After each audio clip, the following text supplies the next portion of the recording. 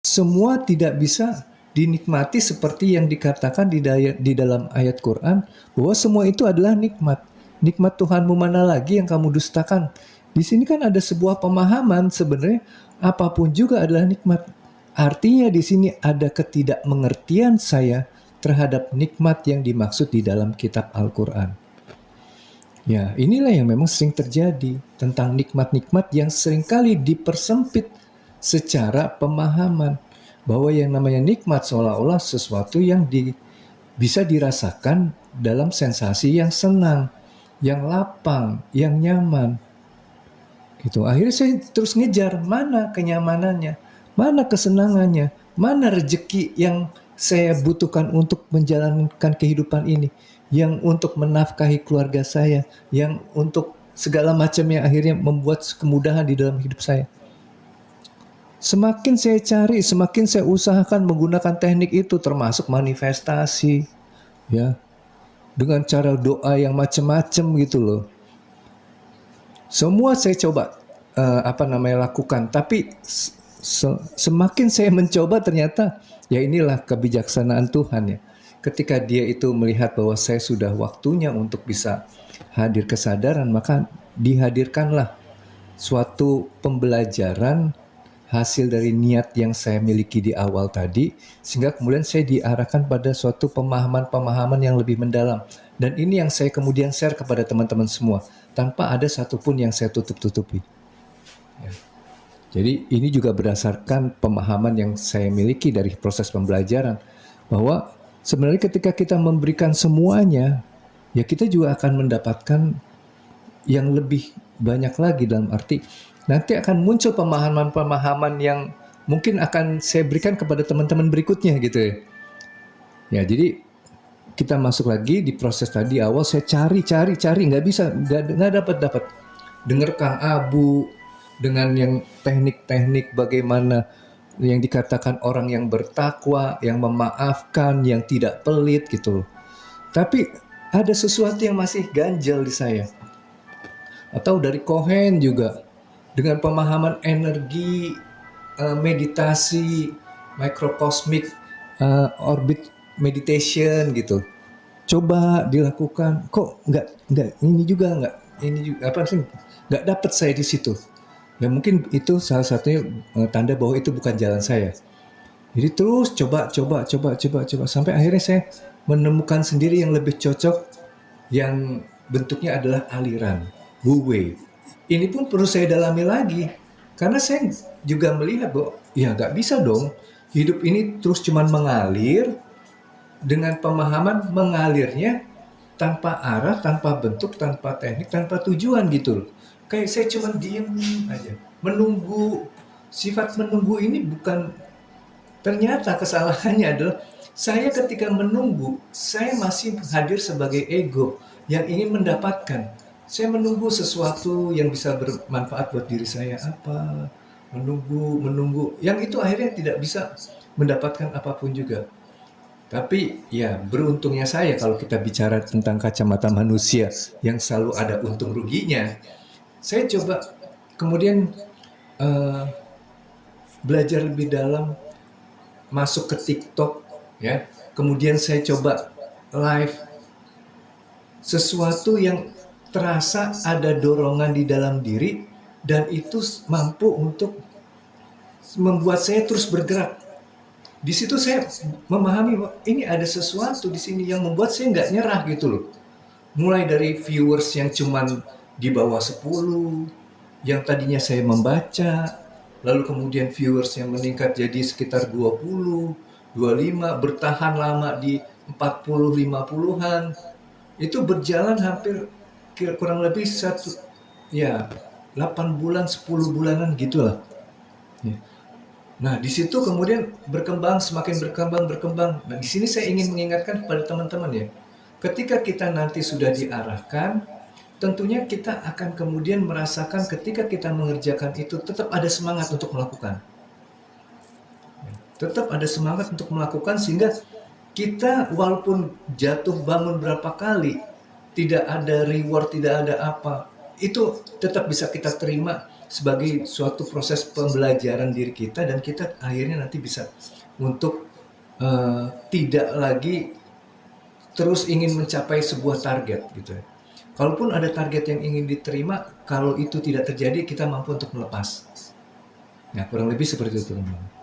Jadi balik, tadinya coba dengan teknik-teknik yang tadi dari Kang Abu, bahkan saya coba dengerin kayak yang disampaikan Kang Denis misalkan, energi saya coba ulik lagi, ini gimana pemahamannya. Lalu kemudian tentang hipno, saya juga ulik lagi nih, ini apa gitu loh. Jadi secara utuh akhirnya saya bisa menemukan bahwa di dalam hidup ini benar ada sebuah teknik yang perlu untuk kita gunakan, dan ini akan mampu untuk menghadirkan sesuatu yang mungkin bisa mendatangkan yang namanya kesenangan, kenyamanan, keamanan hidup gitu loh. Ya. Bukan ini sesuatu yang salah, ya. Bukan ini sesuatu yang salah, tapi ini semua bijaksananya atau idealnya dilakukan ketika manusia itu sudah mampu untuk menemui diri sejatinya atau menghadirkan kesadarannya gitu loh. Karena kalau ini diolah oleh diri yang belum menghadirkan kesadaran secara utuh, belum menghadirkan diri sejatinya, apa yang akan terjadi? Bisa jadi kita mampu untuk mendatangkan kenyamanan, keamanan, kesenangan. Kita menjadi tenang, keberisikan di pikiran jadi hilang. Tapi kita larut di dalam ketenangannya itu. Kita merasa sudah sampai, bahwa kita sudah, ya, kita merasa sudah, kita merasa aman, sehingga tidak ada lagi sikap yang menjadi kewaspadaan sehingga mampu mendorong kita untuk terus belajar.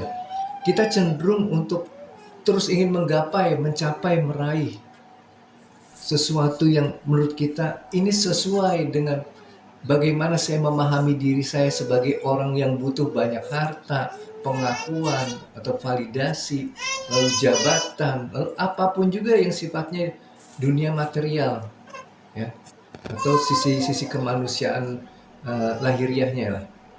Nah, itu yang kemudian terus akhirnya coba dikejar, didapatkan dengan berbagai teori yang tadi saya sebutkan, manifestasi, ada hipnoterapi.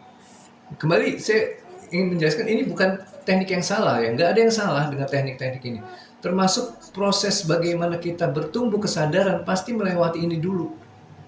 Karena secara polanya saya baca bahwa setiap manusia itu dijebak dulu, dalam tanda kutip ya, dijebak oleh Tuhan, diberi identitas gitu. Kenapa saya katakan dijebak gitu? Karena ini membuat kita salah memaknai diri kita yang sesungguhnya.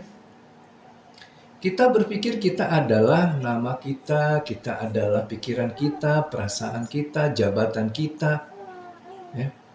Yang mana itu hanya bagian dari sebenarnya identitas diri kita, disebut seperti itu ya.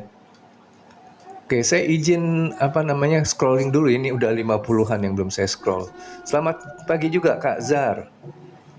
Oke, lanjut lagi. Waalaikumsalam Kak Triwan. Oke, Kak Mul. Waalaikumsalam.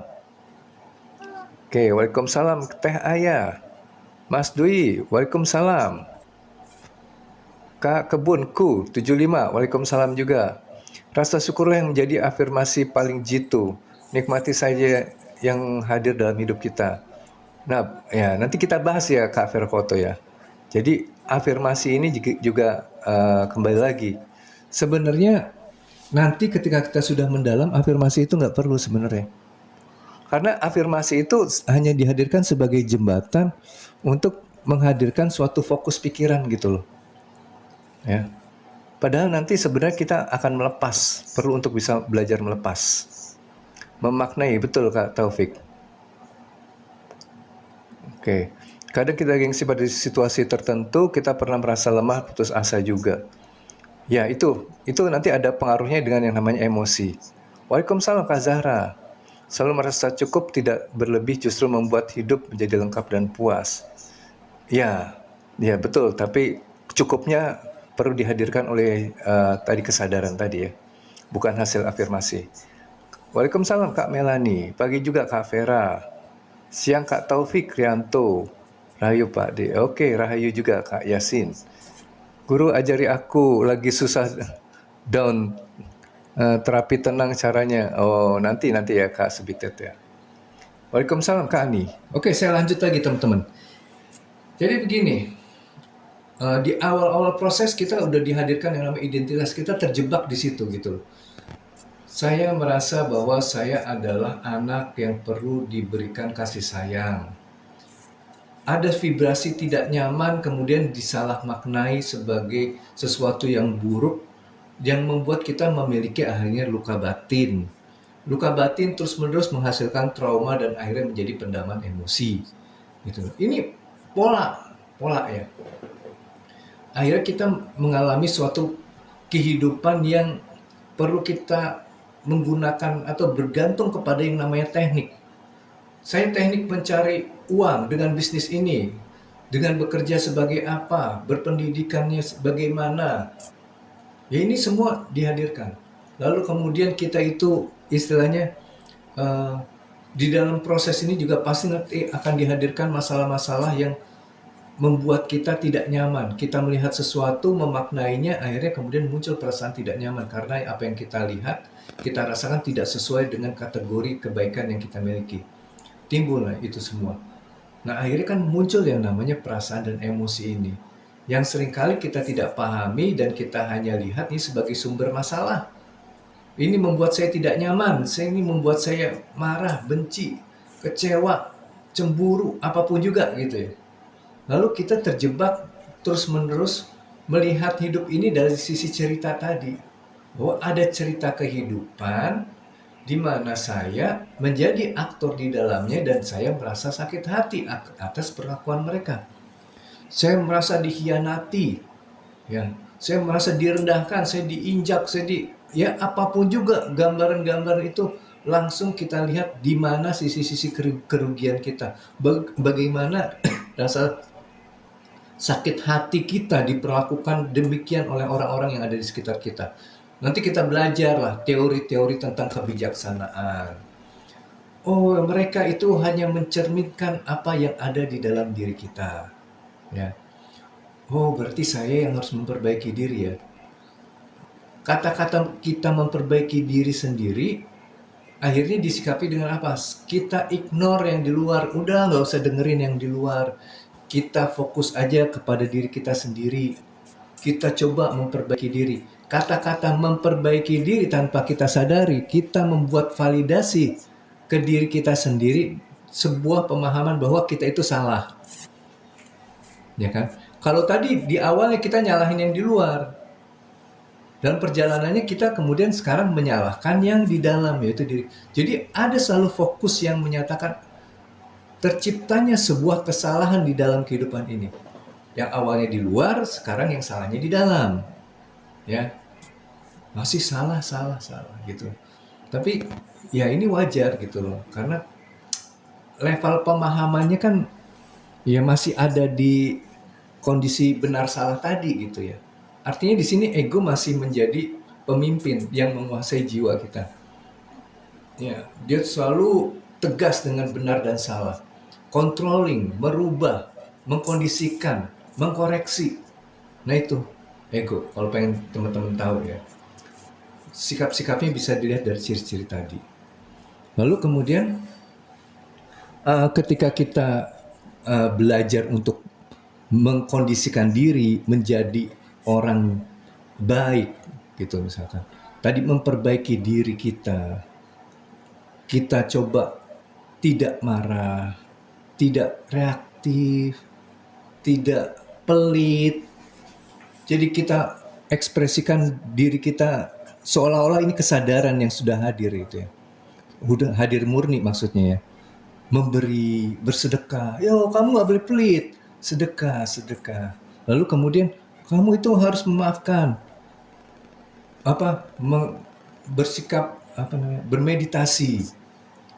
Sadar nafas syukur, memaafkan. sending love. Ya, ini teknik-teknik ya, teknik-teknik ya. Sending love gitu kan. Ya ini juga bagus gitu, ini juga bagus. Cuman ini masih banyak afirmasi karena kalau teman-teman coba perhatikan dan rasakan nih, ada posisi menekan. Dengan apa menekannya? Dengan pikiran. Oh, kata dia yang bagus tuh jangan pelit. Ini yang dikatakan manusia yang sadar. Walaupun di awalnya kita katakan nih baik gitu ya, tapi terus ada pemahaman baru. Jangan jadi orang baik, jadilah orang yang sabar. Maka kita memakai topeng baru yang tadinya baik, atau yang tadinya ego yang pengen menang sendiri, akhirnya terbentur masalah, ganti topeng baik, sekarang ganti lagi topeng sadar gitu. Yang pakai topeng siapa? Ya masih juga ego-ego juga yang tadinya dia jujur tampil dengan ekspresinya, lama-lama dia bertopeng dengan yang baru karena dia membutuhkan topeng ini untuk menghadirkan rasa safe gitu loh. Ya.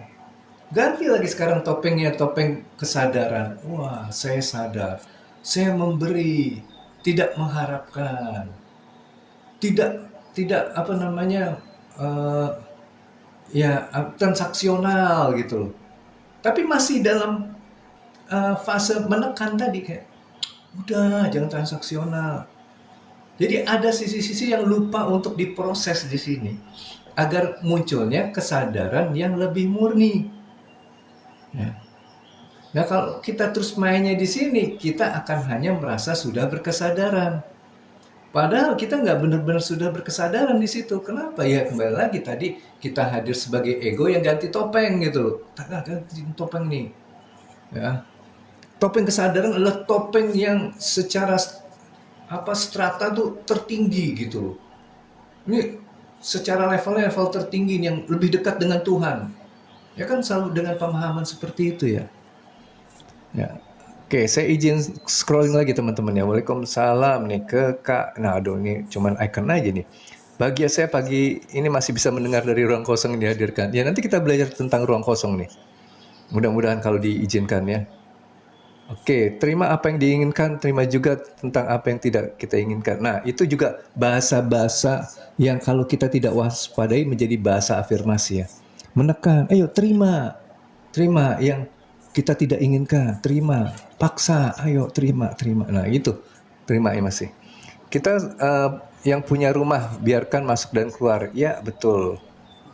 Betul. Egoistis dibinasakan, ya. Oke, mantap. Dalam nih, ya. Kak El Bakri, waalaikumsalam. Oke, saya lanjut lagi ya, teman-teman. Ini biar rentetannya teman-teman kegambar ya secara utuh ya. Mudah-mudahan bisa dipahami. Ya, saya juga mengalir aja. Jadi kembali lagi ya, tadi udah kita ganti-ganti topeng nih. Topeng kesadaran. Tetap ada yang dijaga gitu loh. Dipertahankan, yaitu versi-versi manusia berkesadaran itu seperti apa. Itu yang dijaga. Wah, ini harus nih lepas. Jangan bertransaksi. Terus. Ya. Nah, yang kayak gitu-gitu ya bagus juga, bagus gitu loh. Tapi perlu disadari bahwa kita belum hadir dengan kesadaran tadi. Kesadaran yang lebih murni lah istilahnya. Karena kalau kita bicara tentang kesadaran, pada hakikatnya semua juga diliputi oleh kesadaran. Tidak ada yang tidak diliputi oleh kesadaran. Nah, saya coba pakai analogi tentang bioskop ya untuk menggambarkan tentang kesadaran. Bahkan ini tentang ruang kosong, ya, atau tentang ketuhanan ya. Jadi gini teman-teman, selama ini kita diberikan analogi yang menurut saya mungkin perlu dan ada baiknya juga untuk dilengkapi. Saya tidak menyalahkan apa yang sudah dialirkan kebanyakan selama ini gitu ya. Seperti yang esensi adalah layar. Ya. Yang esensi adalah layar. Lalu kemudian gambaran filmnya yaitu cuman ilusi aja. Ya, kita jangan jadi aktornya di situ. Ya, karena nanti hanyut di dalam cerita, gitu kan. Jadi nanti ketika kita bertopeng kesadaran, apa yang kita lakukan, teman-teman? Kita nyari terus. Ini layarnya di mana ya? Layarnya di mana nih? Layarnya di mana gitu loh. Layarnya itu bentuknya seperti apa? Nah, itulah ego tuh. Ego tuh pengen mendapat kepastian gitu loh. Ini karakter pikiran yang nggak bisa digantung, pengennya pasti. Mana ya layarnya? Apa ini yang tenang, yang begitu tenangnya gitu loh. Cobain, wah saya menjadi layar. Saya menjadi layar, saya mewadahi gitu kan. Tapi masih sebagai ego yang itu, ego yang mewadahi gitu kan. Ini menarik sih menurut saya. Jadi baik lagi, ternyata saya tadi pagi coba menggali lagi lebih dalam. Mungkin ini menjadi suatu kesalahan di masa depan yang saat ini saya pahami sebagai kebenaran gitu ya. Ya nggak apa-apa juga, karena semua itu akan bertransformasi, dia akan bertumbuh pemahamannya. Seperti yang pemahaman tadi, layar dan gambarnya gitu. Yang tadi cuma layar dan gambar. Saya sekarang pengen pakai analogi bioskop. Ya, jadi secara lebih luas, holistik. Jadi begini, awalnya saya berpikir cuman menambah proyektor di situ. Proyektor itu sumber yang kemudian bisa memberikan suatu aliran energi dalam bentuk sinar yang ditangkap oleh layar. Sehingga kemudian tampaklah ada gambar. Ya. Baru sampai situ. Jadi kemudian saya berpikir proyektor ini adalah yang ditiupkan oleh Tuhan. Itu ruh. Dia menyorot, dia diwadahi oleh jiwa, sehingga jiwa memaknai timbullah adanya gambar. Gitu ya. Nah, tapi kalau saya berbicara ini sampai batasan proyektor aja, ada satu yang belum dilengkapi. Apa? Ruangannya. Ruangannya yang belum ada. Ya. Ruangan mewadahi proyektor, layar, dan gambar. Ruangan ini adalah ketuhanan itu sendiri. Proyektor ada sesuatu yang kemudian ekspresi yang muncul di dalam ruangan itu. Layar adalah ekspresi yang terhadirkan juga bagian dari ruangan yang dia tampilnya ketika kemudian menangkap yang namanya sinar dari proyektor. Ya. Gambar juga bagian dari ruangan itu yang kemudian dia mewujudkan itu semua sehingga tampil. Jadi sebenarnya kalau kita mau bicara tentang kesadaran, Tuhan sebagai ruangan, kesadarannya dia mempunyai kualitas kesadaran sebagai proyektor. Proyektor punya yang namanya di ruangan itu ada layar, bagian dari ruangan itu yang mampu kemudian menghasilkan gambar. Begitu, kita dengar dulu dari teman-teman gimana nih pemahamannya. Waalaikumsalam, Kak Marlin. Oke, Kak Hani. Manipulasi psikologi bukan kesadaran, betul, afirmasi jadinya. Waalaikumsalam, Kak Ai. Oke. Ya, Kak Badriah, terima pagi juga. Oke. Nah itu teman-teman. Jadi kita bisa tahu sekarang. Kalau kita bicara tentang kesadaran, tidak ada orang yang tidak punya kesadaran. Semua punya kesadaran.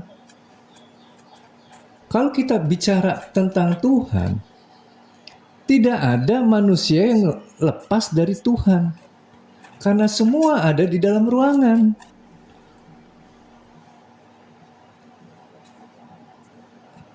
Bukan ruang bukan ekspresi ketuhanan, Umi. Yang ekspresi ketuhanan itu proyektor, layar, dan gambarnya. Itu ekspresi karena yang diliputi gitu loh. Ya. Nah, ini kan jadi kita paham. Oke, ketika tadi kita main topeng itu, ya tetap ada di kesadaran level gambar gitu loh. Iya, proyektor loh. Ya. Ini ada di kesadaran level gambar tuh, main aja terus ganti-ganti peran kan. Wow, peran ego, peran orang baik, peran peran orang berkesadaran. Ini yang diolah dengan teknik-teknik tuh, terus menggenggam. Nah, harusnya begini. Karena sedang ingin menghadirkan suatu apa namanya gambaran kehidupan yang nantinya akan mengingatkan tentang keberadaan ruang gitu loh. Ya kan harus sadar dulu gitu. Berapa lama kita bolak-balik dengan gambar-gambar, akhirnya mulai sadar tentang layar-layar, nanti sadar bahwa ada proyektornya gitu. Oke. Jadi semakin dalam lagi, semakin dalam lagi. Kita lebih memahami, oh ternyata ini semua kesempurnaan. Karena ruang tidak pernah berubah. Dia selalu meliputi. Ya. Ruang itu tidak pernah berubah. Proyektor juga ya begitu aja, dia cuma mengalir aja gitu loh. Berdasarkan film yang udah diinstal. Ya. Lalu kemudian ya layar juga tetap aja yang seolah-olah berubah itu gambar gitu loh. Ya. Karena nanti di situ ada warna yang membentuk ini apa tampilan. Jadi nanti kalau kita bicara tentang manusia secara identitas itu adanya kan di layar tadi gitu loh. Di layar dan di gambar tadi gitu sebenarnya. Lebih ke situ yang selalu berubah gitu. Apa gambarannya bukan layarnya, gambarannya. Jadi apa namanya? Pikiran itu kalau di analogi bioskop, pikiran itu warnanya. Nah, kalau kemudian yang namanya tindakan itu bentukannya gitu loh. Warna yang tersusun rapi akan membentuk gambar Kang Ari di sini. Ya. Ini warna-warna yang tersusun nih sebenarnya. Saya itu sebenarnya cuma kumpulan warna gitu loh. Yang kemudian diberi label, oh ini warna begini, bentuknya begini, jadi mata namanya. Oh begini-begini ada rambut begini, ini kepala gitu kan. Oh yang begini-gini, ini badan gitu. Dilabeli gitu kan. Ya. Jadi ya itulah gitu. Itu sesuatu yang seolah-olah nyata. Karena apa? Karena itu paling kasat mata. Paling bisa dilihat sama kita. Seolah-olah itu nyata. Padahal semua ini sedang diarahkan untuk menyadari adanya ruang di situ. Kalau kita mau mencari level yang lebih dalam, misalkan kita mencari layar, mungkin kita ketemu, tapi jangan salah paham bahwa itu seolah-olah udah suatu pencapaian akhir. Oh, kita udah dapat nih layarnya. Jiwa di apa namanya? Main terus dikendalikan di jiwanya. Yo, jiwa sabar. Ayo tadi yang manipulasi tadi ya, pengkondisian. Sabar, ayo kamu bisa. Ayo kamu maafkan. Ayo kamu bersyukur. Ayo, no, seolah-olah pemaksaan apa namanya? Apa warna-warna ini gitu loh, seolah-olah ini bisa menjadi suatu pencapaian gitu loh.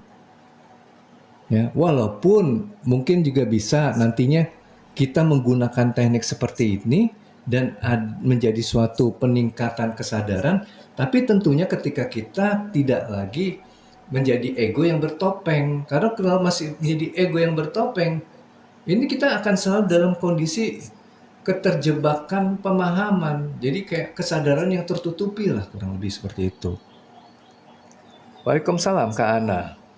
Oke, izin scrolling lagi ya. Maaf, pakai iklan dulu. Iya, gambar cerita kehidupannya.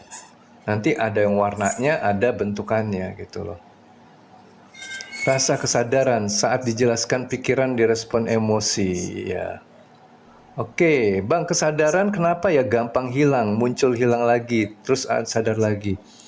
Nah, kenapa ini bisa terjadi ya?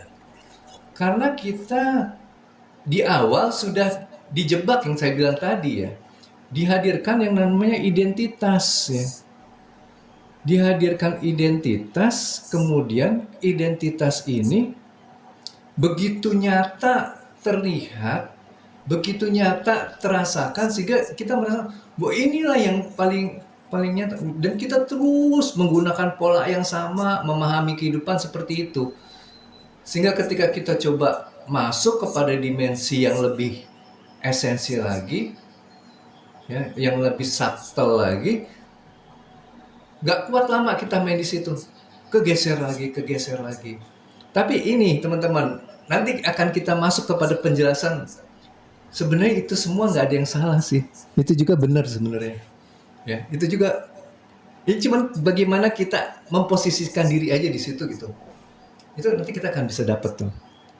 Bagaimana namanya menyatu dengan Tuhan itu gimana sih gitu. Menjadi hamba tuh gimana sih? Ya. Ini bukan pengetahuan tentang teknik-teknik ya.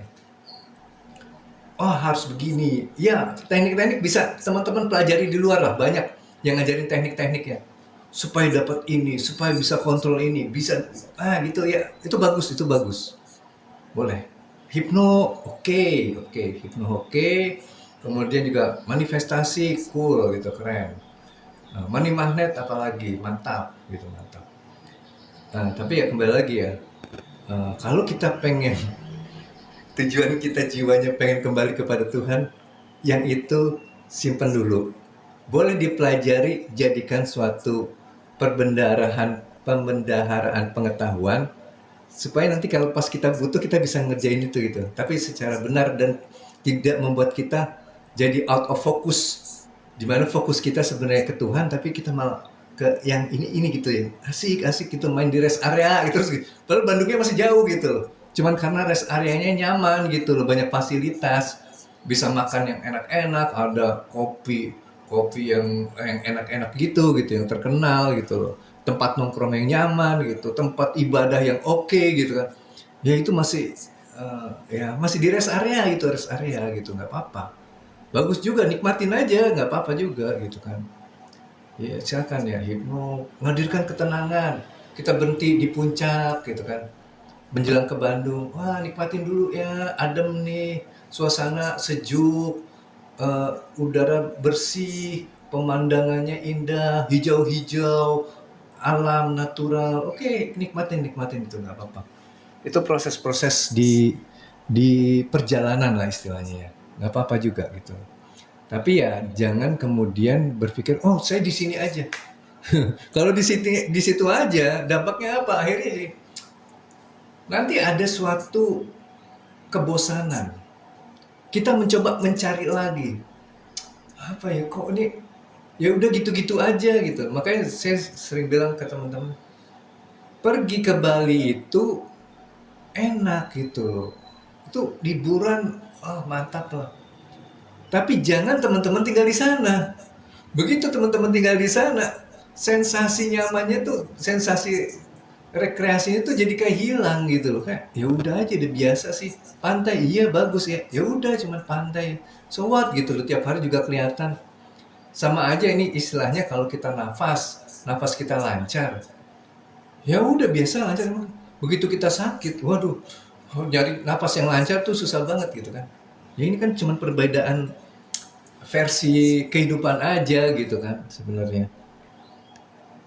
Oke, izin lagi teman-teman scrolling ya, pakai iklan dulu. Fokus ya. Kalau nggak nanti lost lagi pengetahuannya. Oke, tadi udah jawab ya tentang kesadaran yang hilang. Jadi supaya kesadarannya itu lebih stabil ya kita harus tahu sisi-sisi yang apa namanya. Nah kalau tadi Umi ini nanya penontonnya apa kan? Ya penontonnya ya itu ruangan itu sendiri sebenarnya. Cuman nggak pernah sadar gitu loh, nggak pernah sadar. Oke, Bang Yusan, ada pikiran, emosi, jiwa, dan kolbu dan ruh sebenarnya di mana letak kesadaran itu? Nah, tadi udah saya jelaskan, Bang Yusan ya.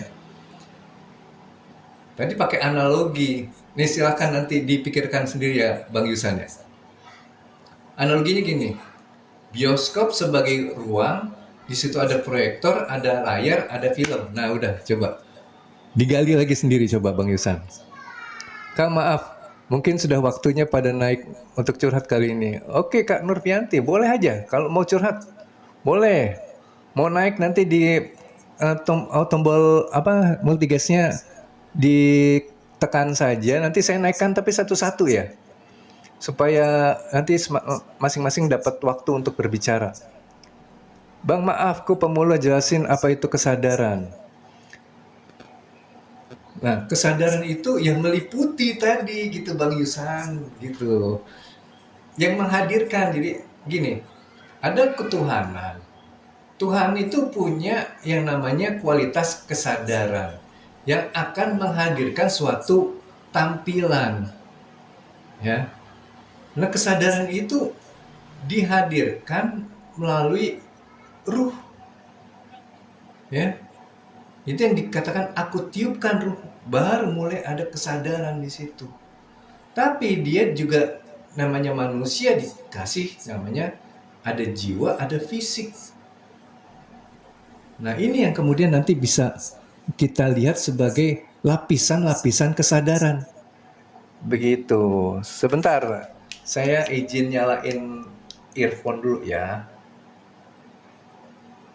Saya ngalir aja, ada yang pengen naik, ayo. Gitu. Mau ngobrol terus juga boleh. Santai. Jadi teman-teman yang tanya di kolom komentar, maaf ya, nggak langsung dijawab karena saya mau jawab dulu satu-satu ini ya. Mau naik dulu nih ya. Kak Nurmiati ini pengen cerita dulu katanya. Oke, saya ubah dulu settingnya sebentar, izin.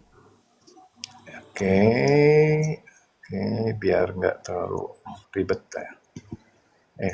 Bukan.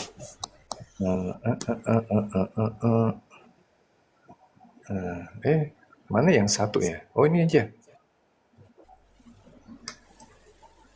Oke, Assalamualaikum. Selamat siang Kak Nurmiati.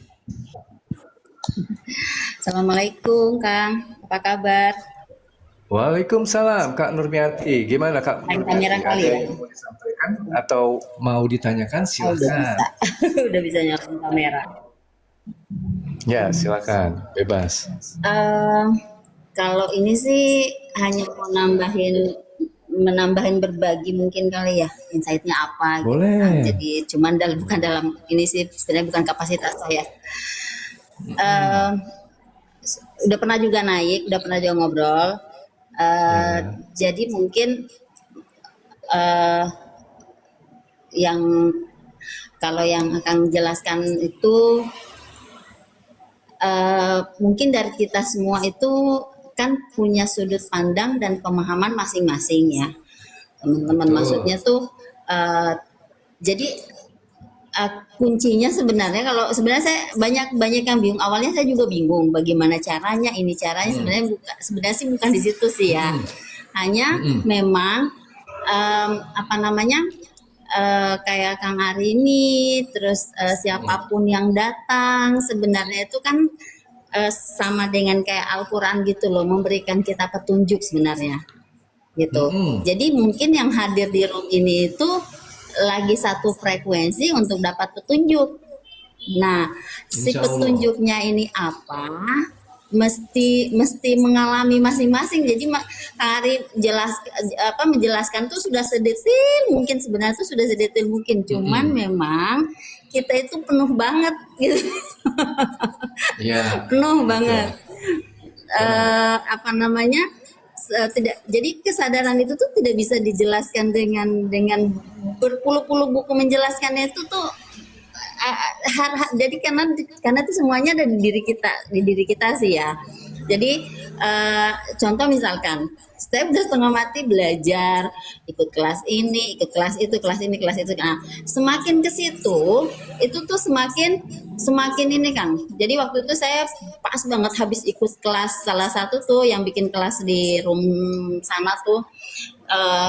Bikin kelasnya mahal banget. Bukan sebenarnya sih tidak mahal ya. Kalau dilihat sebenarnya tidak ada yang mahal. Cuman mahal enggaknya tergantung punya apa enggaknya duitnya. Iya, betul. Tergantung sudut pandangnya. Gitu. Cuman lumayan juga rekeningnya. Ya, lumayan juga untuk namanya misalkan nih kalau yang ibu-ibu yang tidak punya penghasilan sendiri mungkin kan lumayan ya kan karena Hmm. 2 juta Iya loh. betul itu maksud saya. Jadinya 2 juta itu sesinya cuman berapa sih?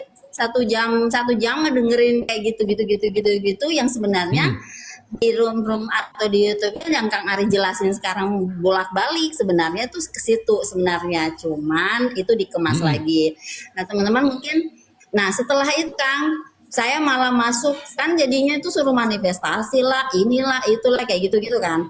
Hmm. Malah habis Hmm. itu saya dengan PD-nya gitu apa namanya gabunglah ke sebuah bisnis dengan PD-nya gitulah. Jadi Hmm. maksudnya bisnis saya ditawarin di online. Jadi habis itu malah Hmm. sayanya tuh kena total kena berapa ya? Pokoknya total kena 100 lah. 100. Waduh. Jadi Waduh. sampai sekarang masih menyelesaikan itu. Nah, 100 juta. Jadi 100 jutanya itu nggak langsung 100 jutanya gue tumpukan 100 juta ya, bukan. Jadi transfer sekian. Iya. Pokoknya itu dalam kurun waktu Oh, 1 kena bulan scam ya. lah semuanya. Dan itu akhirnya saya sebagian melibatkan keluarga juga. Nah, ya benar. Jadinya ke bisnis ya. Nah, jadi sebelum-sebelumnya itu sebenarnya itu kita sudah kena. Nah, apa hubungannya sama kesadaran?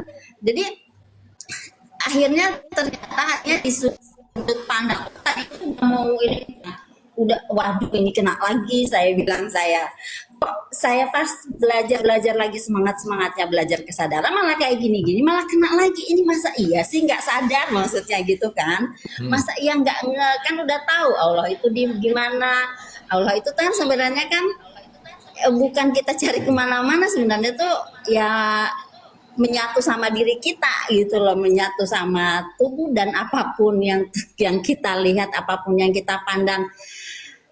Kalau saya menganaloginya itu segini kan, siapa yang bisa mengetahui napas itu sekecil apa?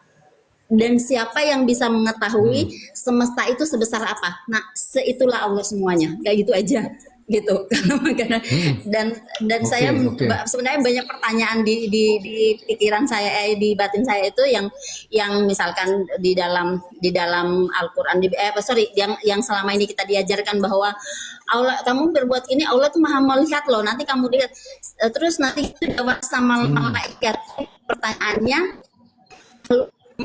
yang saja ada 8 miliar lebih. Saya mikir satu orang itu katanya yang jaga malaikat itu ada 4. Jadi malaikat ada berapa banyak ya saya bilang. saya sampai pernah mikir gitu dulu waktu kecil. Terus dari gitu kesampingkan yang itu akhirnya balik lagi ke yang tadi. Nah, maksudnya akhirnya tuh kan ketemunya bahwa jadi lebih cepat move on-nya aja jadinya. Apakah misalkan kita masih kena, masih marah kah, masih ketipu lah, masih apalah, masih jadi tapi lebih cepat menyadarinya gitu. Jadi masih terdistract masih, tapi cuma masih cepat. Oh ya, kenapa ya saya marah ya? Oh kayaknya tuh lucu gitu loh kalau saya marah untuk hal ini. Ya, lebih bisa. Ayo mundur lagi. Masih ke trigger. Mundur selangkah lagi ke belakang. Nah, masalah penipuan tadi harusnya kan misalkan saya pasti trauma dong Kang. Saya itu tuh karena saya baru selesai belum selesai masih dalam kondisi yang baru dari mantan suami itu ratusan juta seperti itu habis pokoknya tuh benar-benar hanya dibilang tuh hanya bawa baju di badan sisanya itu aja. Nah, dan terus mulai lagi nih usaha mulai lagi. Nah, kena lagi pada saat-saat saya lagi semangatnya belajar kesadaran, malah kena itu pokoknya tuh sampai ikut kelas lah. Pokoknya gimana caranya biar bisa berkesadaran. Nah, belum lagi di saat kena begitu, bagaimana dengan tekanan keluarga? Kok kamu nggak kapok juga? Kok kamu ini? Nah, gitu. Nah, akhirnya yang saya pikir bahwa berarti kesadaran itu atau kita itu kenapa ya saya mesti ini itu kan saya kan hanya diperjalankan bukankah di dalam ini itu ada Allah bukankah ruhnya ini ruhnya Allah terus kenapa mesti saya bingung gitu loh kalau memang Allah jadi tapi bukannya pasrah ya kan maksudnya bukannya oh ya pasrah aja deh itu kan kehendak Allah bukan seperti itu. Nah akhirnya saya bukan tinggalkan keluarga ya ibu saya kan lagi sakit ya Nah, tapi karena posisi ini benar-benar tertekan banget ini, tekanan dari ibu, tekanan dari mana-mana, mana saya harus mikirin, tiap hari itu saya ditagih, dimaki-maki apa segala macam. Nah, di situ Ya. saya pikir lagi, kenapa ya saya mesti marah gitu loh. Kan katanya kan diajarkan juga sama guru-guru kita nih kayak Kang Ari. Orang-orang itu kan datang kan karena kamu yang ngundang. Atau mereka itu kan datang itu karena apa ya namanya? Maksudnya tuh memang tugasnya mereka tuh untuk marah-marah.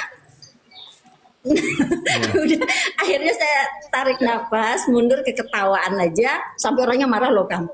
Apa sih saya kok malah ketawa-ketawa? Kan kamu itu harusnya ada saya ketawa apa coba? Nah. Mentertawakan diri saya, kenapa mesti saya ke-trigger paham, lagi? paham. Oke, itu kan hanya itu ya, saya pikir kayak gitu kan. Ya udah, akhirnya udahlah Kang, menyadari itu, mundurlah. Akhirnya tuh orang sampai sekarang ya masih, alhamdulillah sih sisa 10 juta lagi saya kembaliinnya. Jadi sebagian uang saya, sebagian uang keluarga, nah sisa 10 lagi. Dan itu alhamdulillah malah sekarang itu malah kalau misalkan ketemu yang dulunya marah-marah sampai maki-maki segala, sekarang ketemu apa coba? Nanti kalau kamu misalkan itu kalau ada lebihnya aja, dia bilang kalau kamu ada, dia bilang gitu. Pokoknya baik banget malah. Malah yang ada itu senyum-senyum kayak gitu-gitulah pokoknya intinya seperti itu. Nah, semoga pengalaman ini sih ada yang bisa ditangkap teman-teman. Nah, itu akhirnya saya meninggalkan toksit yang tadi, meninggalkan jadi mungkin istilahnya kita mundur selangkah kali ya, mundur 2 langkah 3 langkah ke belakang. Jadi start lagi, oh ya Allah tuh mau kasih apa ya, mau kasih pelajaran apa ya. Alhamdulillah sih kan recovery lagi dan itu menghasilkan apa namanya, bangun satu usaha, sambil bangun satu usaha. Akhirnya ya sekarang nanti mulai lagi saya jadi sekitar 6 bulan. Jadi semuanya itu hanya sudut pandang sih jadinya, hanya penerimaan, cuma memang susah kalau dijelaskan, mesti dialami sendiri gitu sih Kang. Semoga bisa memberikan inspirasi buat teman-teman yang lain gitu. Siap, mantap. Oke, nanti saya coba respon ya, tapi saya turunkan dulu Kak Nurmiati ya. Iya, terima kasih ya Kang. Oke, terima kasih Kang Nurmiati. Salam sehat semua. Ya.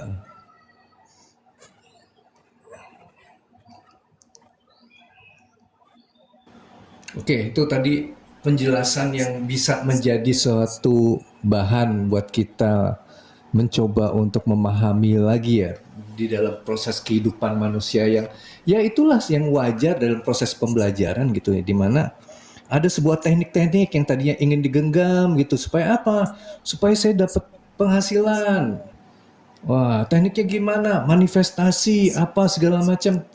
Pada akhirnya kita terjebak pada ilusi, prasangka diri aja gitu. Oh, ini saya sudah memanifestasi, saya sedang hadirkan. Tiba-tiba muncul opportunity gitu loh. Wah, ini sepertinya ya, saya habis manifestasi muncul nih opportunity ini, kesempatan untuk berbisnis. Wah, ini kayaknya untung. Ternyata di situ kejebak lagi gitu loh. Jadi sebenarnya ini juga nggak bisa dikatakan salah karena ini bagian dari proses pembelajaran. Tapi bagaimana kita memaknai pembelajaran ini supaya kita masuk kepada yang esensi tadi gitu ya. Oke, kita pahami dulu ya bahwa tadi saya sudah menjelaskan ada sisi-sisi diri kita sebagai ego yang sedang belajar. Mulai tadi belajar mungkin tentang bisnis, akhirnya belajar untuk secara moralitas, kemudian kita belajar secara kesadaran yang lebih spiritualitas gitu ya. Tapi kita masih hadir sebagai diri ego di sini yang ingin mencapai, menggapai, meraih sesuatu yang bisa menghadirkan kenyamanan, keamanan, ketenangan diri kita gitu loh. Dan seringkali kita trikinya pikiran ini atau ego yang muncul di pikiran ini itu dia coba menutupi dengan halus gitu. Wah, saya sudah berkesadaran. Karena apa? Saya cenderung untuk melepas ini. Saya cenderung untuk tadi misalkan mundur ke belakang. Saya mencoba melihat. Lalu kemudian saya memahami ini sebagai sesuatu yang tidak perlu dihadirkan kecemasan, rasa takut, kemarahan, kekecewaan. Nah, selalu ada sisi-sisi permainan pikiran di situ sebenarnya kalau kita waspada gitu ya. Jadi sebenarnya begini teman-teman, yang saya sering bilang ke teman-teman, perspektif bahwa Tuhan itu meliputi semuanya.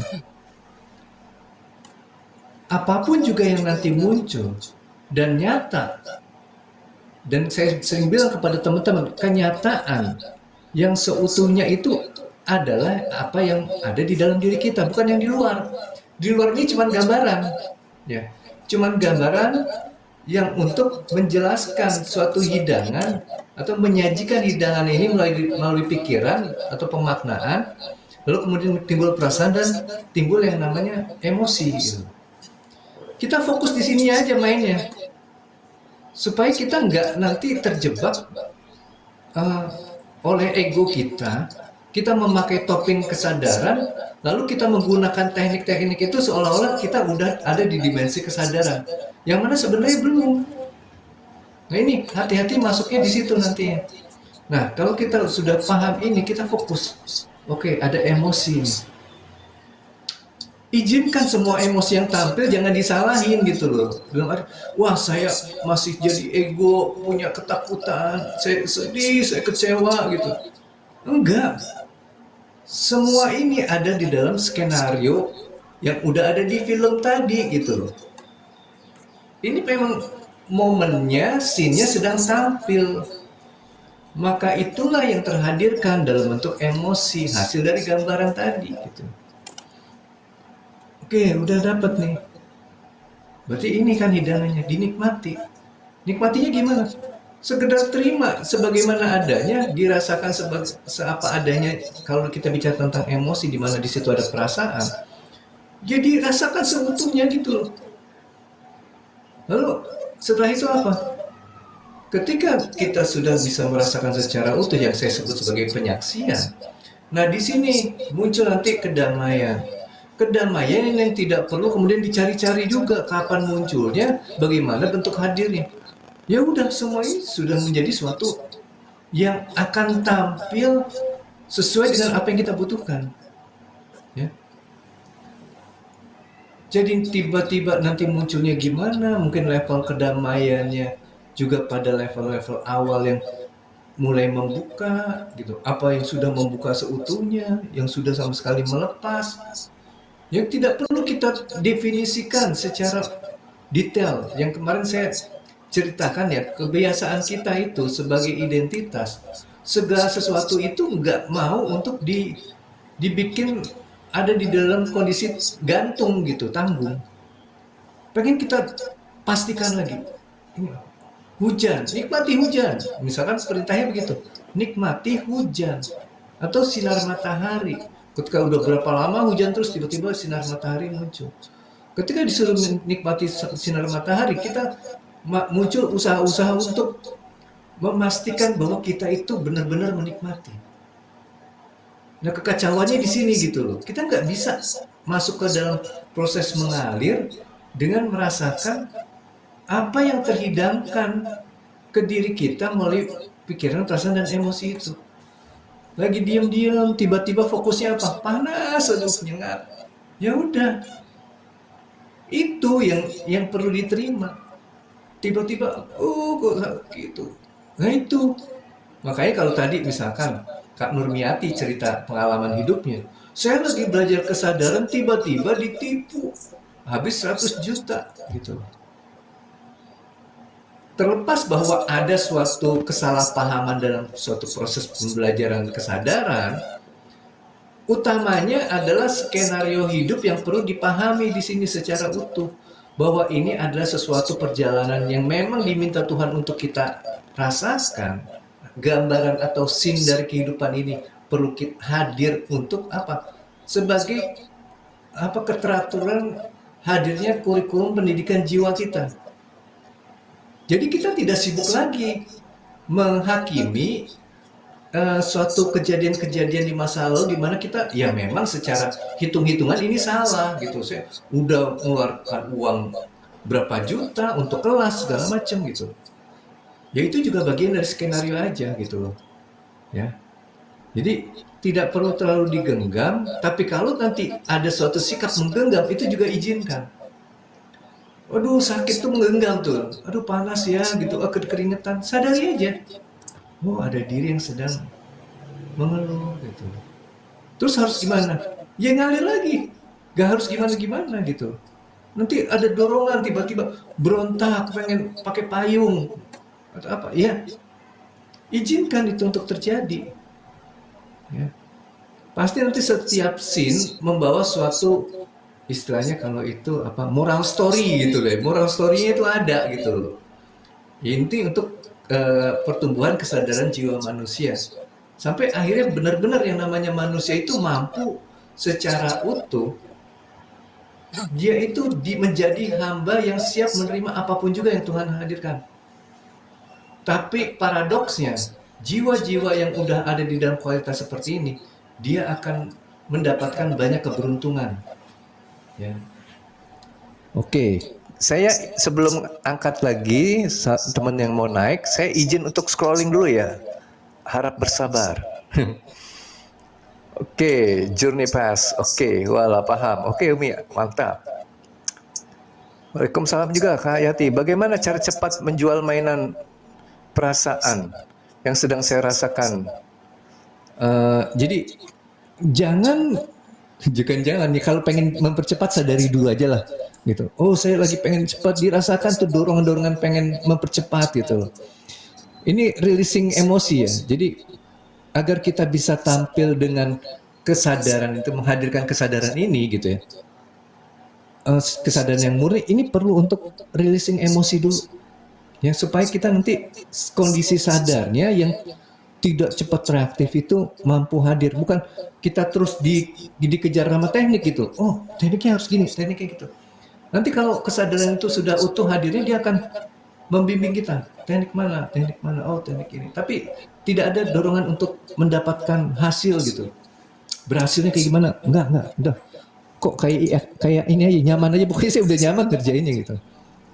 Pas sadar itu rasanya gitu terus. Oke. Kak Ana, ya itu emosinya coba dirilis ya. Padahal nyampe Bandungnya belum ya, iya tadi yang saya ceritain ya. Menjalin takdir saja suka dan duka harus dinikmati, betul. Ini maaf ya, agak terlambat nih, tapi yang nggak ada yang terlambat ya, udah waktunya aja. Jadi memang kelemahan kita belajar di live ini, ya begini gitu loh, kan tektokan akhirnya nggak fokus apa gitu. Tapi kalau bagi teman-teman yang oke dengan sistem pembelajaran ini ya nggak usah ikut private, nggak usah ikut kelas gitu. Dan juga saya sering bilang kan saya bikin private dan kelas ini cuman menjadi memberikan fasilitas lah bagi teman-teman yang perlu untuk bisa belajar fokus gitu loh. Ya. Apalagi nanti kalau yang private kan kita menggunakan pendekatan permasalahan pribadi. Jadi kita itu bisa lebih memahami lah. Ya. Seperti itu. Toh pada akhirnya juga kalau mau gratis ya boleh-boleh aja sih. Walaupun saya mengarahkan dalam arti memberikan suatu gambaran pentingnya untuk ada pertukaran energi. Toh rezeki saya juga sebenarnya ya dari Tuhan gitu kan. Bukan harus saya tentukan begitu kan. Nanti juga ada kok yang akan ngasih gitu. Jadi untuk bisa selalu sadar bagaimana Kak? Ya tadi sebaiknya banyak-banyak belajar menjadi pengamat dan penyaksi. Kak Yunita begitu. Mudah-mudahan tadi yang saya gambarkan mulai ada pemahaman yang lebih utuh ya buat teman-teman ya. Waalaikumsalam juga Kak Nina. Pak kalau menghilangkan anak trauma dari hal apapun, ya coba orang tuanya dulu ya berproses ya. Nah makanya itu kan kalau apalagi ada perceraian orang tuanya berproses dulu, rilis pendaman emosinya. Nanti ini akan ada pengaruhnya kepada proses anak ya. Kalau kita geber ke anak, kitanya begitu aja juga nggak akan bisa sih sebenarnya. Terima kasih Bang Yan. Oke, lanjut lagi. Terima kasih Kak Nurmiati.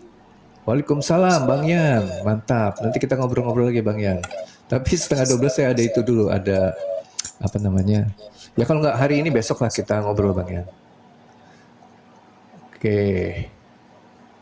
Banyak pesan-pesan kayaknya harus dia sampaikan juga ke Bang Yan.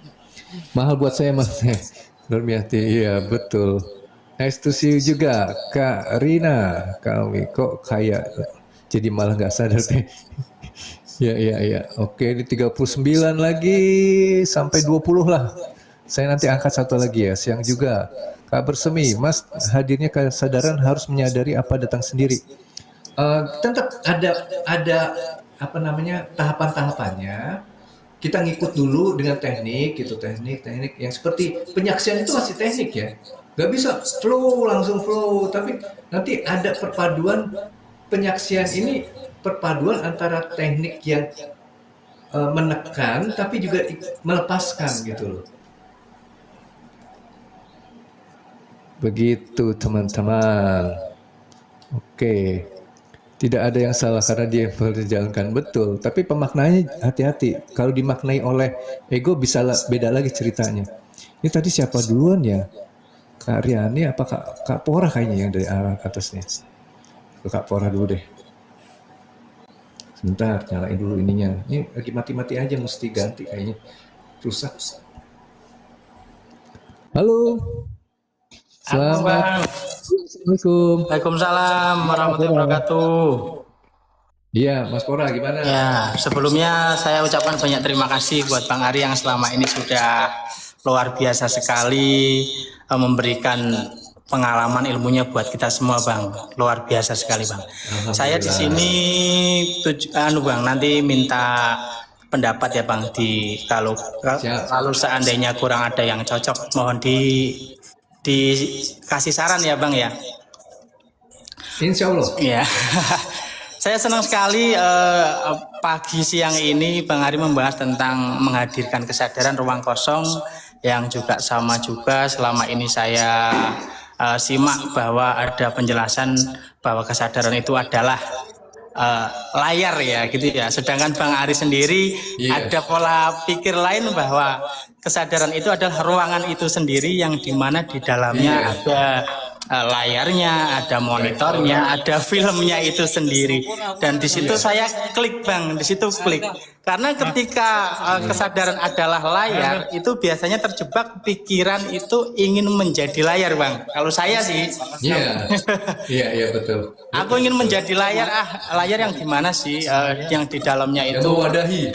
Yang mewadai itu. Jadi sangat halusnya di situ. Jebakan-jebakan halus itu biasanya di pikiran itu sendiri yang ingin menjadi layar yang di dalamnya banyak film-film itu sendiri.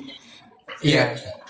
Artinya nanti kalau seandainya kok ada yang kurang pas, mohon diluruskan lagi ya, Bang ya. Dan saya di sini menganggap bahwa ruang kosong itu adalah penyaksi atas semua yang ada dan semua yang dialami dalam tubuh manusia. Begitukah, Bang?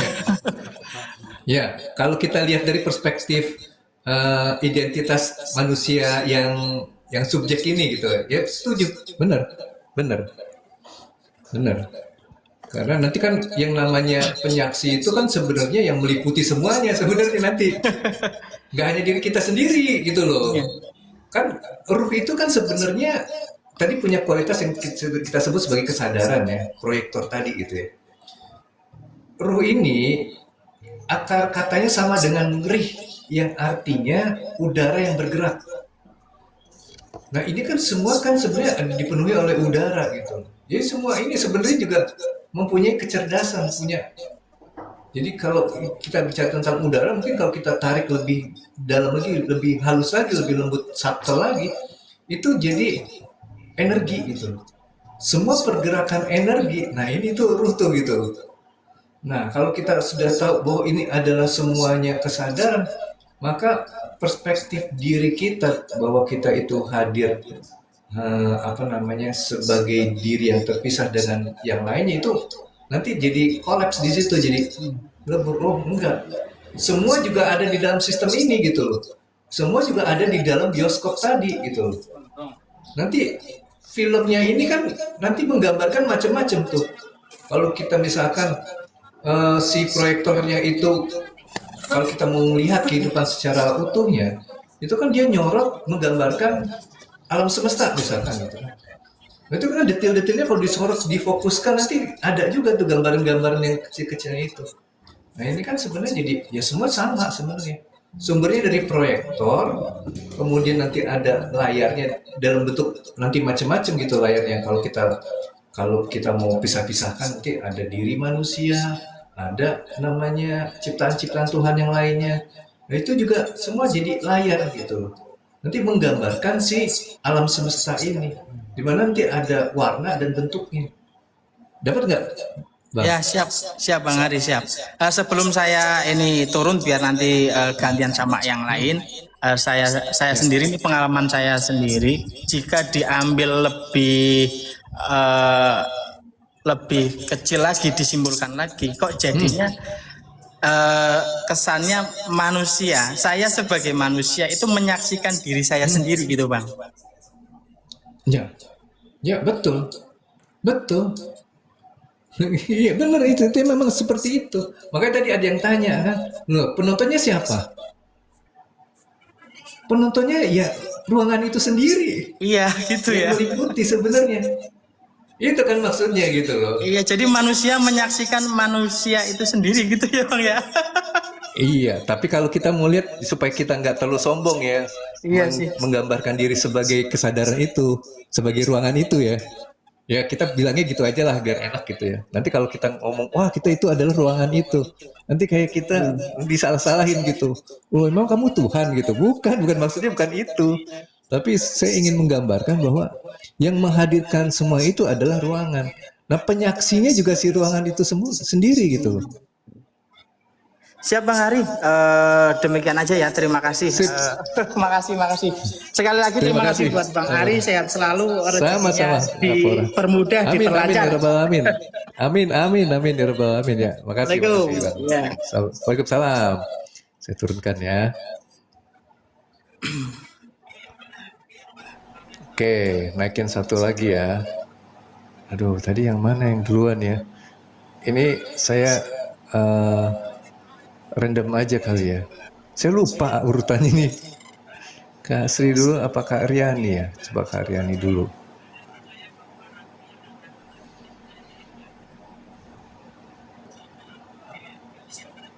Oh, hilang. Oke, saya lanjut cerita dulu aja ya. Ini ada dari Kak Ana sambil ngebacain ya. Kak Ana, Bang datang dan perginya kesadaran itu termasuk hidangan. Betul. Betul. Intinya mengamati sampai tenang, muncul sendiri ya Kang. Benar. Jadi biarkan hadir secara natural. Kita itu kebiasaan nurture. Nurture itu kayak pengkondisian gitu. Wah harus ditumbuhkan. Nurture-nya tadi boleh kita pelajari tentang teknik-teknik bagaimana kita mengaplikasikan ini bagus. Tapi jangan sampai kemudian istilahnya ketika kita menurture, kita hadir sebagai ego yang nggak pernah mau melepas teknik ini. Seolah-olah kita jadi menuhankan teknik gitu loh. Itu bahayanya di situ. Betul Kang, sekarang malah berterima kasih atas semua pengalaman itu. Yes, betul. Yang penting kalau itu bentuknya aliran berterima kasih tadi itu udah tepat. Tapi kalau supaya saya berkesadaran maka saya berterima kasih itu perlu didalami lagi. Oke, lanjut lagi. Kak Yunita, kesadaran dan penerimaan apa bedanya Kang ya? Sebenarnya begini, kalau kesadaran yang murni itu dia secara sifat dia akan selalu menerima gitu loh. Kesadaran itu yang melandasi penerimaan. Nah, bahasanya kurang lebih itu. Mudah-mudahan bisa dipahami ya.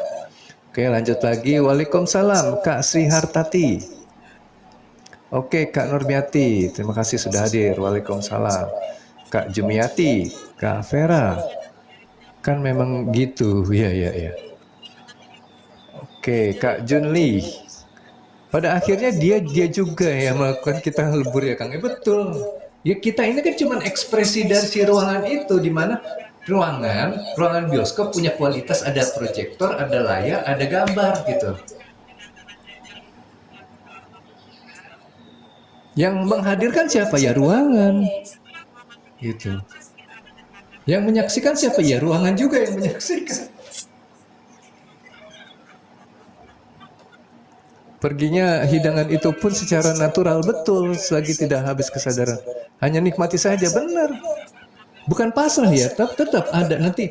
Tiba-tiba nih saya yang tadinya santai, tiba-tiba muncul sesuatu yang membuat saya refleks, yang ini gedebak. Apakah itu salah? Berdasarkan pemahaman teori kesadaran atau spiritual yang ideal pasti disalahin itu. Jangan reaktif. Padahal saya butuh. Butuhnya di mana? Dengan reaktif saya dapat konsekuensi. Hasil reaktif saya ditipu orang misalkan. Oh iya, ada nih emosi yang menghadirkan rasa tidak nyaman, dan ini membuat saya tidak mampu masuk ke kesadaran yang lebih utuh nih, menghadirkan kesadaran yang murni.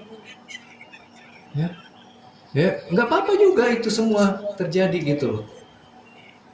Karena sudah terhadirkan, artinya ini adalah ciptaan Tuhan yang ada manfaatnya, nggak sia-sia. Nah, cara kita memanfaatkan supaya tidak sia-sia, sesederhana kita mau untuk merasakan secara utuh sebagaimana adanya yang dihidangkan oleh Tuhan, yang membuat kita mampu merasakannya. Gitu. Saya angkat lagi ya, Kak Mia Akil. Mudah-mudahan masih ada. Kalau nggak ada, berarti udah diganti sama yang lain ya. Kak Sri Hartati. Wah, udah nggak ada lagi juga Kak Sri Hartati. Oke, Kak Romi Yul. Nah ini nggak ada juga kayaknya. Kak Omah Bekam juga nggak ada. Oke, lanjut. Terus yang mempertanggungjawabkan perbuatan kejahatan itu kesadaran juga, Bang. Gini, perspektif tentang kita mempertanggungjawabkan kesalahan kita sebenarnya begini. Kembali, ini hanya nanti misalkan nih, anggaplah kita dosa nih ya. Dosa relate dengan apa? Hukuman. Hukuman itu gambarnya gimana? Merasa menderita gitu. Loh, kalau kita mau melihat dari perspektif kacamata Tuhan, sebenarnya Tuhan tidak berkehendak untuk menghukum. Yang kita sebut tanggung jawab ini hanya suatu sistematika Tuhan atau suatu sistem hukum Tuhan yang berlaku di dalam kehidupan, hukum semesta lah kalau kita mau bilang seperti itu ya. Hukum semesta ini nanti akan ada suatu yang namanya konsekuensi yang kemudian disebut sebagai tanggung jawab. Ya. Manusia tidak mendapat selain apa yang dilakukan oleh kedua tangannya. Itu kan oke, tanggung jawab berarti ya. Nah, tapi apakah fokusnya harus di situ? Ini masih bentuk gambaran cerita tadi. Masuk ke yang lebih subtle lagi, lebih halus lagi, lebih lembut. Di mana adanya? Dirasa yang memang itu adalah sesuatu yang nyata. Karena bagaimana kita bisa menemui Tuhan yang lebih halus tadi? Di sisi perasaan. Fokus aja dengan itu. Jadi semua yang dihadirkan pada akhirnya nanti akan membawa kita pada proses pengenalan Tuhan. Terlepas nanti bentuk ceritanya, ada yang namanya mempertanggungjawabkan tadi hukum sebab akibat atau apapun juga. Itu ujung-ujungnya nanti begitu kita menjadi penyaksi, di situ akan masuk kepada pemahaman pengenalan tentang Tuhan. Begitu ya. Ya kalau kita kejebak di tata caranya ini, bentukan-bentukan ceritanya ya kita akan coba menggali terus. Oh ini salahnya siapa, yang betulnya gimana gitu kan. Kalau kita pas mengamati semua malah menjadi diam dan terasa membosankan, itu jebakan. Itu jebakan. Karena nanti pengamatan yang membosankan itu ya Kak Junili, itu adalah yang menjadi pengamat itu tetap si ego tadi. Dia tuh mengamati dengan suatu perspektif ada sesuatu yang perlu dia genggam. Ketenangan. Damai tapi masih perspektifnya tenang, nyaman, senang gitu. Digenggam terus gitu. Kalau nggak bosen, capek. Kok gini-gini? Kayak kita nggak diizinkan mengikuti vibrasi kehidupan gitu loh. Yang saya bilang, memang hidup ini di-create oleh yang namanya vibrasi, maka dia ada naik turunnya. Ini yang membuat tidak bosan gitu loh. Apa yang kita harus lakukan supaya kita itu tetap tidak salah di dalam mengikuti vibrasi ini? Kita itu menyikapi memahami tentang diam itu seolah-olah kita diam aja, atau kita itu merasa sudah berusaha padahal sebenarnya kita diam. Kenapa saya katakan diam? Karena kita itu di dalam usaha kita membuat diri kita kaku. Pokoknya maunya begini, pokoknya mau, padahal vibrasinya itu begini nih. Ini kan secara ini akan tabrakan ya. Karena dia udah menggenggam, saya pokoknya mau diem di sini. Ini vibrasi datang nih. Tuh kayak orang diterjang sama ombak gitu kan. Tapi kalau teman-teman perhatikan bagaimana server itu dia menjadi diam, tidak terpengaruh oleh ombak karena dia mengikuti alurnya. Dia mengikuti vibrasi tadi. Ketika naik, dia naik, bawah ya bawah terus. Dia membersamai vibrasi kehidupan. Ini yang namanya penerimaan. Ya. Bisa menerimanya ini karena adanya kesadaran.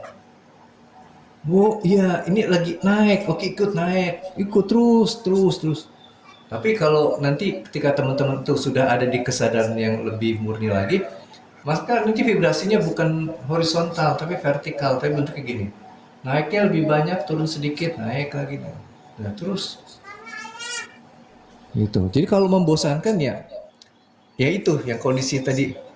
Kita memegang suatu gambaran tentang kehidupan yang lebih murni, tapi hanya buat sebuah definisi ya. Oh ini yang namanya berkesadaran gitu. Harus tenang. Enggak. Boleh tiba-tiba deg-degan, tapi sadari aja supaya nggak larut di situ, nggak hanyut ke bawah ya. Tapi kita ikut gitu tuh. Reaktif tidak reaktif, ada konsekuensinya kan Kang? Ada, itu yang tadi saya bilang, yang tadi ditanyakan oleh Kak Junili. Oke, ada lagi mungkin yang mau bertanya, silakan. Apa itu rilis? Ya, rilis itu emosinya yang kalau sudah rilis begitu jadinya. Dia bisa flowing, ya, bisa ngalir. Begitu, teman. Oh ini Kak Jumil. Kang, setiap saya coba rasakan emosi secara dalam, secara otomatis nafas langsung minta keluar. Jadi ikuti aja. Ya, jangan terlalu kemudian kita simpulkan apa-apa ya. Mau rilis atau apa, ya sudahlah gitu loh. Tapi ciri-ciri rilis itu ketika kita tidak lagi seperti dikuasai oleh pikiran kita.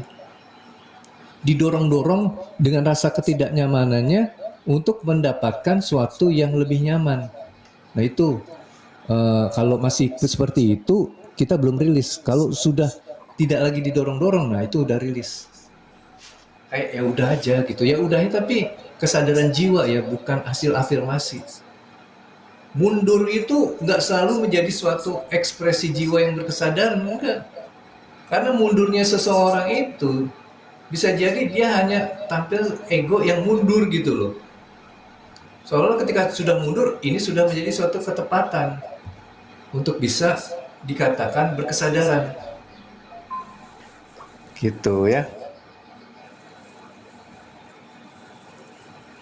Iya, diam tapi menikmati. Menikmati dalam persepsi, bukan mencoba mencari kesenangan ya, bukan. Tapi selaras. Itu yang dinamakan menikmati. Ikuti tapi tidak hanyut. Ya, betul. Kang, emosi itu ditundukkan atau diseimbangkan? Emosi itu bukan diseimbangkan, tapi diterima secara utuh. Ya. Diseimbangkan itu nanti jadi bingung, ini menyeimbangkannya gimana? Kalau pemaknaan menyeimbangkan ini dengan mengikuti vibrasinya, itu benar. Tapi menyeimbangkan pengkondisian ini yang agak kurang tepat gitu loh. Oh saya kondisikannya harus begini, ini yang dikatakan seimbang, nah itu nggak benar-benar seimbang sih sebenarnya. Ya, ini dikatakan tidak bertarget, tapi sebenarnya nanti bertarget pun juga perlu untuk diizinkan. Ya, karena itu bagian dari tidak bertarget itu sendiri. Secara di dalam agama, emosi harus ditundukkan. Bagaimana penjelasannya? Iya, kembali lagi. Ini mungkin penjelasan yang belum holistik ya, karena nafsu itu pergeserannya. Nih, yang mau naik sebentar ya, saya jelasin ini dulu. Amarah, loamah, mulhamah, mutmainah. Kan gitu tuh. Yang dimaksud agama kan pasti begitu tuh arahnya ke mutmainah tuh, ditundukkan semuanya. Tapi kita coba lihat ya, pergeseran ini ya. Eh, apa namanya? Amarah tuh nafsu yang nggak kekontrol gitu loh. Wah, pengennya apa menaklukkan aja, menguasai gitu, mengendalikan. Lalu masuk ke lawamah. Lawamah itu jiwa yang sudah menyesali. Dalam arti, kenapa orang itu bisa menyesal? Karena dia sudah sadar gitu loh. Ada sesuatu yang terjadi di dirinya. Tapi nggak langsung ditekan jadi mutmainah. Karena masuknya kemana dulu? Dia masuknya ke ini dulu, ke mulhamah dulu. Yang sudah mulai cenderung kepada kebaikan-kebaikan. Yang dikatakan baik itu apa? Yang nerima, yang sabar, gitu ya. Jadi apa namanya? Menundukkannya emosi ini dengan penerimaan dan kesabaran. Jadi karena kita nggak punya pengetahuan yang luas, jadi yang namanya menundukkan tuh harus kita tekan. Padahal yang kita hadapi ini adalah ciptaan Tuhan yang tidak bisa ditundukkan dengan ditekan. Dipaksa, nggak bisa. Semakin dipaksa yang namanya ego, semakin dia memperkuat dirinya. Saya harus bisa bertahan, saya harus bisa kuat gitu. Makanya kita itu di dalam kehidupan, ketika kita sekolah, bekerja, tekanan itu justru bisa menghasilkan suatu kemampuan untuk bertahan gitu. Ya karena ada ego di situ ya. Oke, saya izin naikin dulu ya. Nih Kak, siapa nih Kak? Nia. Nggak ada juga. Berarti tadi cuman ilusi ya. Oke, siap. Oke, Kang, terima kasih. Sama-sama. Oke. Saat kesadaran nafas halus itu berasa kesadarannya di luar tubuh. Kemanakah alurnya itu nanti? Jadi kembali lagi, sensasi-sensasi ini bagi saya jangan terlalu dikasih fokus atau kita simpulkan ya. Nah, tadi saya sempat bilang, kalau kita hadir sebagai ego atau pikiran, apa yang akan terjadi? Ego atau pikiran itu nggak suka kondisi gantung. Nggak pasti. Dia inginnya pasti untung, pasti nggak rugi gitu kan. Selalu pengen cari tahu nih, nanti kemana nih? Ini nanti akan jadinya apa? Nah itu perlu atau patut untuk diwaspadai. Nah, cukup hadirkan aja, rasakan aja. Nanti kita akan tahu pada kondisi apa kita dibawa itu menjadi rezeki kita, bukan karena kita membelalakan mata pada hak orang lain. Pengen tahu, wah abis ini nanti jadi apa nih? Enggak, udah. Ngalir aja. Gitu. Semakin ditekan semakin berontak. Betul, itulah karakter dari ego.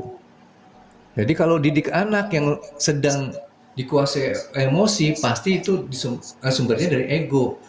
Nggak akan bisa kemudian anak itu menjadi baik dengan ditekan. Dia di depan kita mungkin akan baik-baik saja.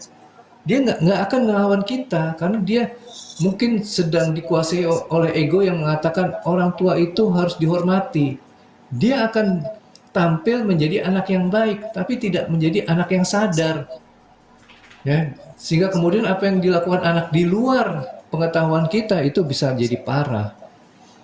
Kak Junili, diperhatikan, diamati malah jadi diam, flat. Nah itu, artinya itu mulai terlepas gitu dorongan-dorongannya. Tapi nanti kan kita nggak menutup diri harus yang flat itu. Ya, flat itu bukan berarti emosinya menjadi hilang, bukan. Dorongannya yang nggak tampil, tapi tetap bisa terasakan. Gitu ya teman-teman ya. Mudah-mudahan bisa dipahami lah. Ya ini nggak gampang, mungkin ya bagi saya sangat jelas, tapi buat teman-teman yang nggak tahu juga. Tapi ya saya juga nggak menentukan lah.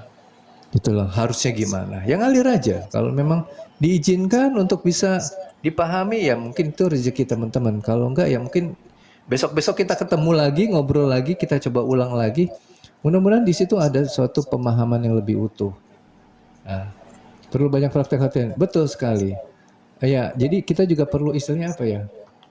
Banyak-banyak apa yang kita praktekkan, kita coba kontemplasi dan kita coba transendensi. Tapi transendensi ini nanti juga hati-hati ada jebakannya juga, gitu ya. Karena nanti transendensi bisa jadi seperti yang tadi siapa yang bilang ya, Mas siapa gitu, polah gitu ya, kalau nggak salah. Eh, kita kayak pengen jadi layar gitu loh. Cari form apa yang pantas untuk kita hadirkan di dalam kesadaran jiwa ini, formnya yang menjadi layar, yang mewadahi, yang kalau tidak mewadahi jadi suatu kondisi yang terlepas dari ketuhanan atau apa ya, pemaknaan-pemaknaan yang belum benar-benar nyatu gitu loh. Semua itu sudah ada waktunya. Yes, betul sekali. Semua ada waktunya, semua ada ya eh, keselarasannya gitu ya. Jadi no worries, tapi kalau ada ketakutan yang muncul juga ya diterima aja. Ya benar-benar ngalir lah. Ya. Makanya saya bilang tadi, teman-teman yang belajar tentang teknik-teknik, mulai dari teknik berbisnis, bisa dapat uang, sekolah sukses, apa itu bagus. Itu pelengkap nantinya gitu loh. Agar kemudian ketika jiwa ini secara kesadaran itu sudah utuh, sudah hadir utuh. Nah ini bisa kemudian dia menggunakan apa yang sudah ada di data pikiran kita untuk mewujudkan kehendak-kehendak Tuhan. Jadi semakin kreatif. Makanya Rasulullah itu saya bilang dia tuh super jenius sebenarnya. Makanya bisa jadi satu buku yang namanya Al-Quran itu. Karena melalui pengetahuan-pengetahuan yang sudah ada di dalam pikiran beliau, hasil pembelajarannya. Jadi kalau kita nggak mau belajar ya nggak mungkin juga. Saya yang nggak belajar banyak, nggak mungkin bisa ngomong kayak begini.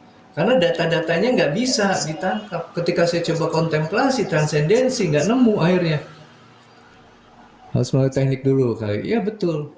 Jadi teknik silakan sambil belajar, sambil kita memproses peningkatan kualitas kesadaran jiwa kita. Agar nanti begitu sini udah muncul, udah oke, udah terbuka, tidak ditutupi lagi oleh identitas utamanya teknik yang selalu kita bergantung pada teknik untuk mendapatkan sesuatu. Itu bisa kemudian justru kita gunakan teknik itu sebagai supporting bagi kesadaran jiwa kita. Jiwa yang sudah disupport oleh kesadaran yang murni, yang terhubung dengan kesadaran murni, sehingga jiwa ini mampu untuk mewujudkan dengan modal pengetahuan yang dia miliki. Begitu. Oke, ada lagi mungkin yang mau tanya teman-teman? Ya, ini agak-agak selected ya, jadi ya nggak semuanya bisa memahami ini mungkin ya. Walaupun buat saya ini hal yang sudah coba saya sangat-sangat sederhanakan gitu dengan analogi-analogi tadi ya. Terima kasih Kak Jun. Jadi itu ya teman-teman. Ya. Ya nanti kalau teman-teman belajar di luar, nanti pasti bisa mulai ngeliat, oh ini lagi belajar teknik, oh ini lagi belajar ini. Tahu nanti sisi-sisi yang mungkin perlu diwaspadai. Oh kalau saya pakai teknik ini saya genggam, nanti saya keplesetnya, saya merasa bahwa teknik ini yang akan bisa menjadi menghasilkan perubahan di kehidupan saya. Gitu. Jadi nanti kita waspada, oh ternyata saya sudah bergantung atau dikuasai oleh teknik, saya sudah menuhankan teknik. Oh ini agak kurang tepat juga ya. Oke, saya nanti lihat lagi pengetahuan lagi yang lain gitu. Oh berkesadaran, ternyata kesadaran juga belum benar-benar tuntas karena masih hadir ego yang memakai topeng kesadaran. Benar, mengalir dengan kesadaran, tapi bukan dengan topeng kesadaran. Karena banyak yang mengalir dengan topeng kesadaran. Dan ini yang membuat kita tuh akhirnya seperti ya terjebak, terlena bahwa seolah-olah kita sudah berkesadaran dengan melakukan ini dan itu, kondisi yang terus dimanipulasi dalam tanda petik ya, supaya semua itu nyaman, aman gitu.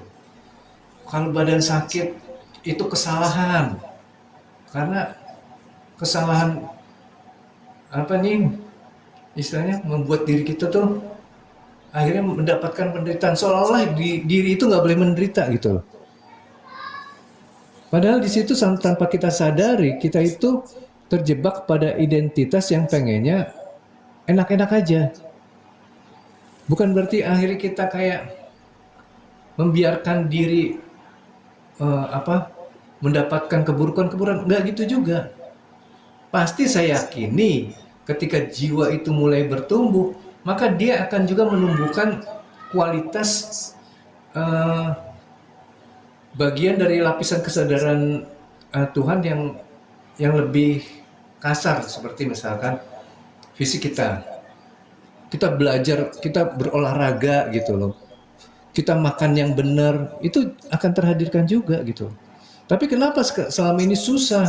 Kita coba diet, ujung-ujungnya malah naik berat badan. Kenapa? Karena memang kembali lagi kita fokus kepada teknik, tapi secara kualitas jiwa masih banyak emosi-emosi yang belum kerilis. Akhirnya apa? Kita cuma berusaha menekan, udah nggak boleh makan, nanti kalau makan jadi gendut, nanti jadi begitu. Nah itu menambah keyakinan pada diri kita gitu, bahwa kalau makan jadi gendut gitu kan. Kalau nggak olahraga sakit. Ini mungkin bagi orang-orang perokok ini pernah dengar juga pendapat bahwa sakitnya perokok itu karena hasil afirmasi dari orang-orang kesehatan yang kemudian menekankan kalau merokok ini nanti racunnya ini, jadi kemudian sakit gitu. Karena apa? Ada orang yang ketika dia bekerja, biasanya pekerja-pekerja ya jadi kuli atau apa, tenaganya itu dari rokok. Ya sehatnya dia ketika dia merokok, begitu sakit. Nah biasanya dia itu sakit ketika berhenti merokok gitu. Mungkin kurang rokoknya atau apa gitu. Tapi ya ini jadi ini juga keterikatan juga. Anyway, di balik itu semua ada sesuatu yang harus kita pahami tentang perjalanan jiwa ini untuk bisa mengenal Tuhan lah, supaya jangan sampai kita itu puas pada ciptaan-ciptaannya aja, pada teknik-tekniknya aja yang membuat kita akhirnya justru tidak mampu untuk menemui Tuhan yang sesungguhnya, tapi kita menemui Tuhan dalam bentuk ilusi aja.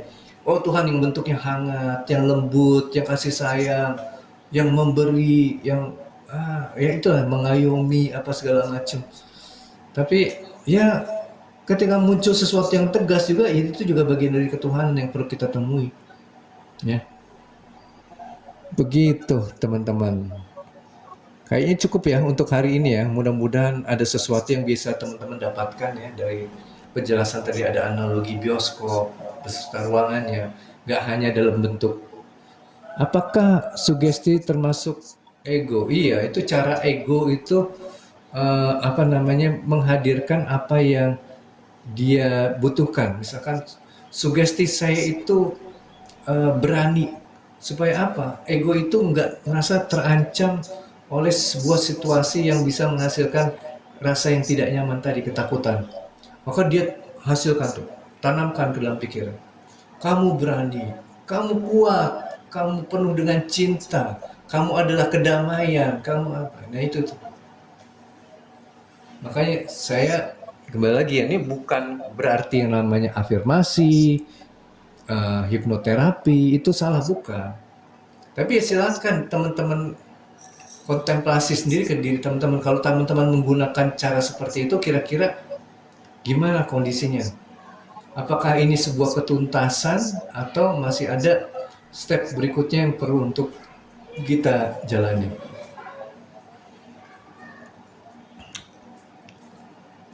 Oke, itu aja teman-teman ya. Terima kasih banyak semuanya yang sudah hadir di sini. Mudah-mudahan apa yang saya sampaikan ada keberkahan di dalamnya, ada keridoan dari Tuhan yang menghasilkan kepuasan di diri kita. Ya, apapun juga ya semua sudah teratur adanya. Nanti kita terus belajar bagaimana melihat keteraturan ini, bukan dengan suatu sikap apatis, tapi justru menjadikan diri kita semakin semangat menjalankan hidup ini, mampu menerima baik yang itu positif maupun negatif sama baiknya, menyatu dengan segala sesuatu yang dihadirkan Tuhan, dan itu semua insya Allah membawa kita selalu mendekat, bahkan menyatu dengan Tuhan sebagaimana tujuan jiwa kita ini dihadirkan. Oke teman-teman, terima kasih juga Kak Mul, terima kasih semua yang sudah hadir berpartisipasi, tap-tap, yang kemudian juga ada juga memberikan gift. Terima kasih Bang Yan.